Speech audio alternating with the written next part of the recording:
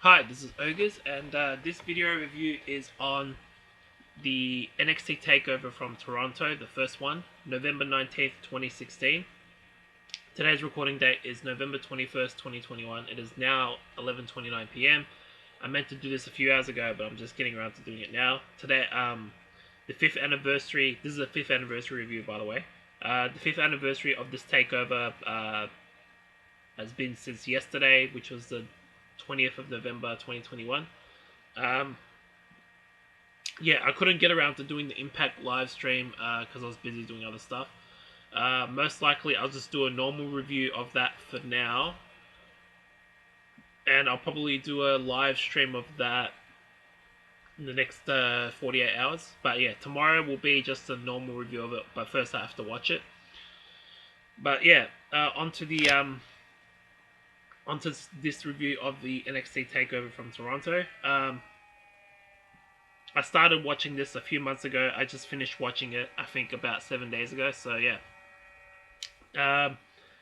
it was live from Toronto, Canada, at the Air Canada Centre. I think it was a well-received NXT Takeover from Toronto. Let me just see what the attendance was, if I could find it.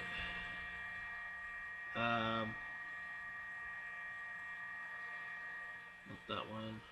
That one. NXT Takeover Toronto.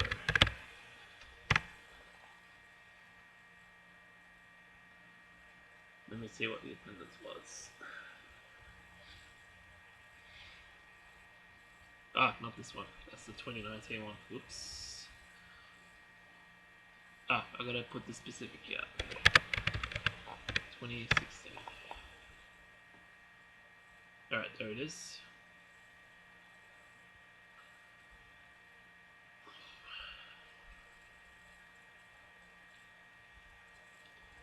And this was the 12th NXT Takeover event, by the way. Oh, okay. So the attendance was 12,649.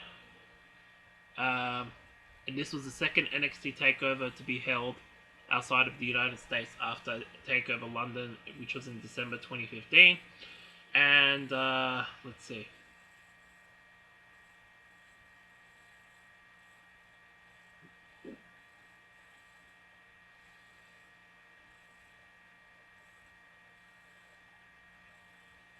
There's no reception or anything.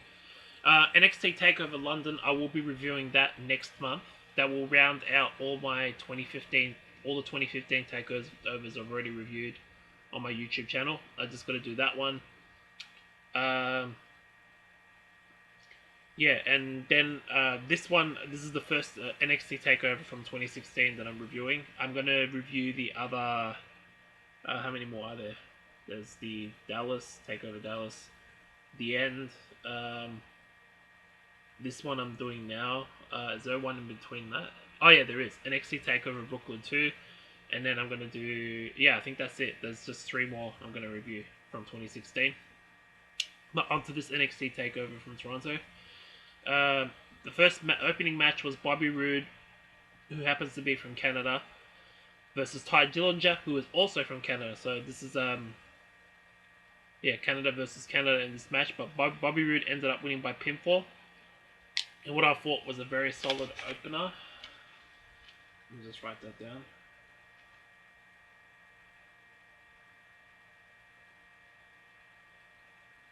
Solid opener. Oh yeah, match number 2 was a good match. And then that match was excellent. Yeah. Match number 2 was the Dusty Rhodes Tag Team Classic Finals. It was the second year in a row. It was AOP, which is Reza and Akam versus TM61, Shane Thorne and Nick Miller. And Shane Thorne was recently released from WWE. I will be doing a video of the recent releases in the last few days or so. I'll be doing that tomorrow. I've just been busy with other stuff. But yeah, I'll get around to doing that video. And I believe there was another round of releases a couple of weeks ago as well. I'll include that in the description for the video I'm going to do tomorrow. Let's see.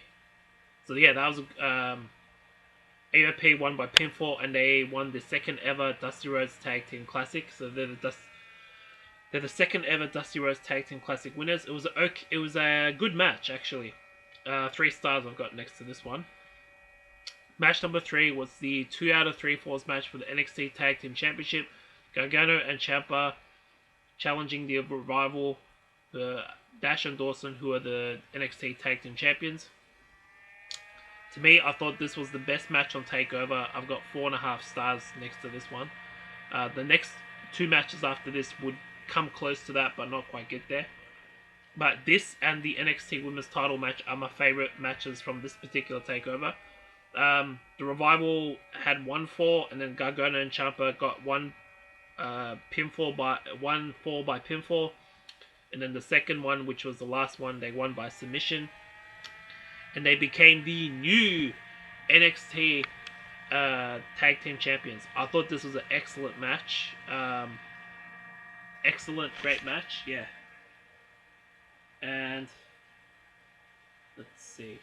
Match number 4 is the NXT Women's Title match.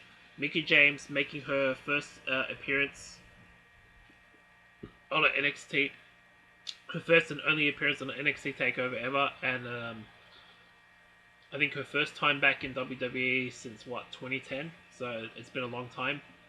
She was in TNA just a year or so before this. She challenged Asuka for the NXT Women's Championship. Apparently, Trish Stratus couldn't make this takeover, so Mickie James came in instead. That's the rumor that I heard at the time, anyway. But yeah, Asuka went into this takeover. She was about 7. What was the date of this? November 19th. She was 7 months and 18 days into her NXT Women's Title reign at this point. So she wasn't at that dominating point yet. That would start.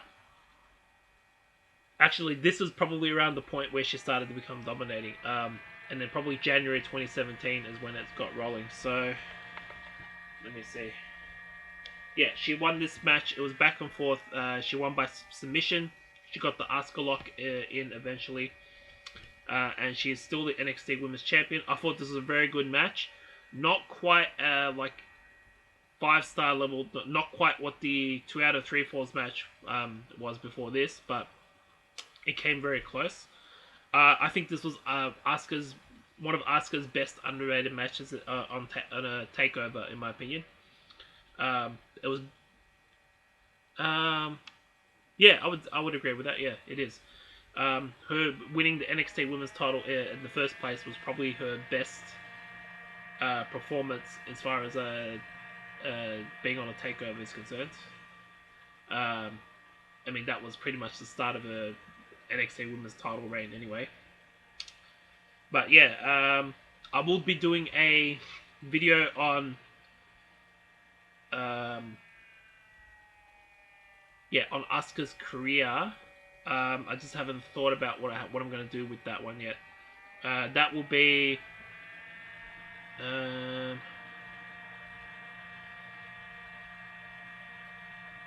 most likely in the next 7 days or so. I just need to I need to plan that one out. But yeah, I'm going to do a top 10 all-time NXT matches for Asuka's career. Yeah, that's pretty much what I'll do, and I'll probably do a video on who Asuka is and that sort of thing. But yeah, I haven't thought about that yet, actually. Let me just do a note of this video on Asuka's top 10 NXT matches. So this can be on NXT television or on takeovers. From NXT takeovers. And then a video on her overall career.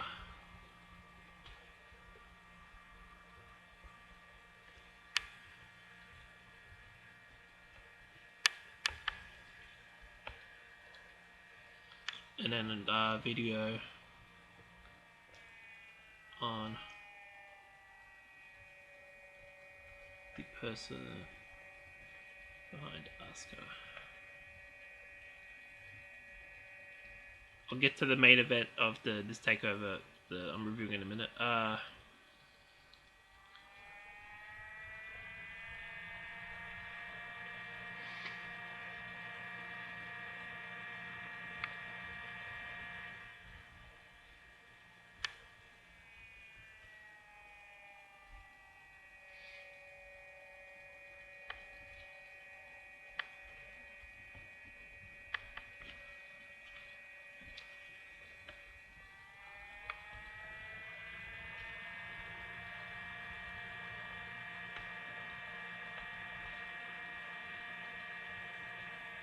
Okay, there. I've been meaning to do that for a while now, actually. Alright, so match number 5, which was the main event, was the NXT Championship match. Samoa Joe challenging Shinsuke Nakamura, who I believe is the champion going into this. Yeah,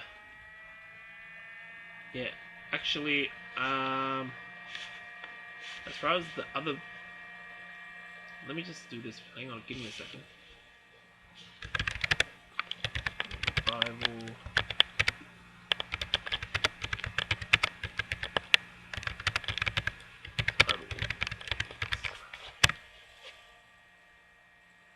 Okay, here we go.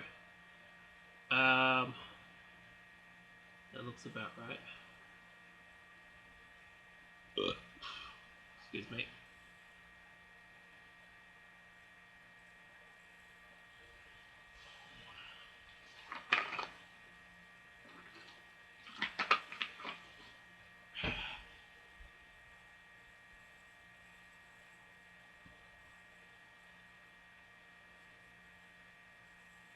Okay, here we go. The Revival. Okay, so they won the NXT Tag Team titles at Takeover the End from, I believe, American Alpha. From what...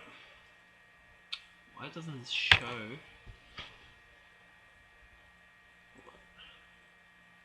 Maybe if I zoom that out.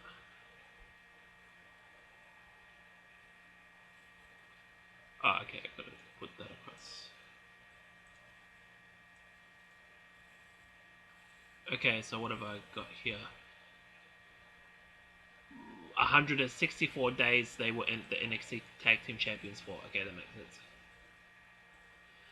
164 days for their reign.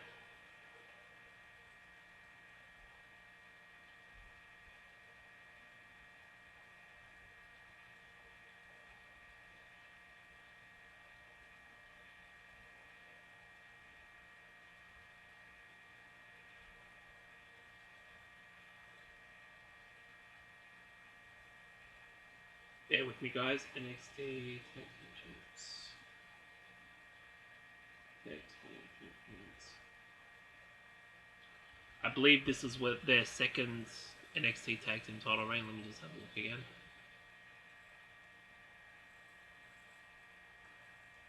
I believe this is the second reign. Because they had one before this, yeah, November 2015. So this is their second reign. I think they were the first two-time NXT Tag Team Champions from memory, so that makes sense. Their first reign was 142, so combining with that,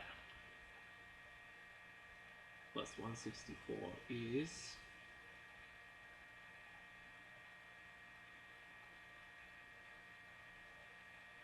Huh. They were the Tag Team Champions for 306 days combined. Wow, that's a lot. And that's from November 2015 to November 2016, so... It says, yeah, 306 days, so there was a period where they weren't the Tag Team Champions. Yeah, that's it, pretty much. Yeah, and in the main event, Samoa Joe won by pinfall and became the new NXT Champion. I gave this one 4 stars. This was a... Just like the previous match, very good to great match. And yeah, how long was Shinsuke Nakamura the NXT champion? Let me just have a look at that as well.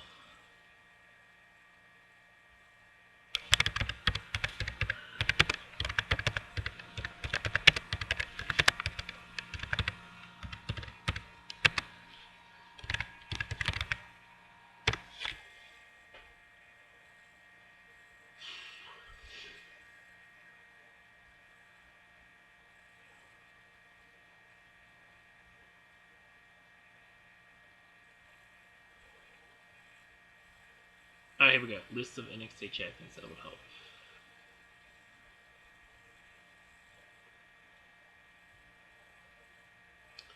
Alright, so this is the overall list. Go back. Okay, so he won at NXT Takeover Brooklyn 2. I forget who against.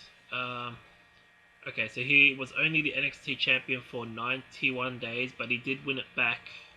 Oh yeah, I remember. He won it in Osaka, Japan in early December.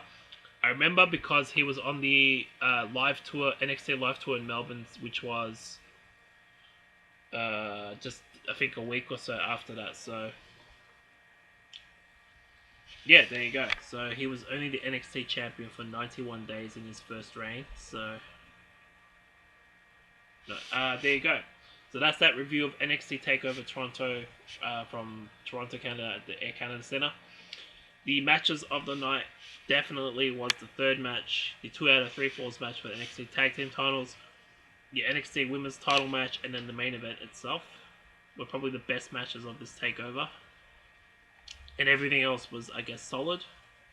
Yeah, as a grade overall, I'm going to be generous and I'm going to give this a B+.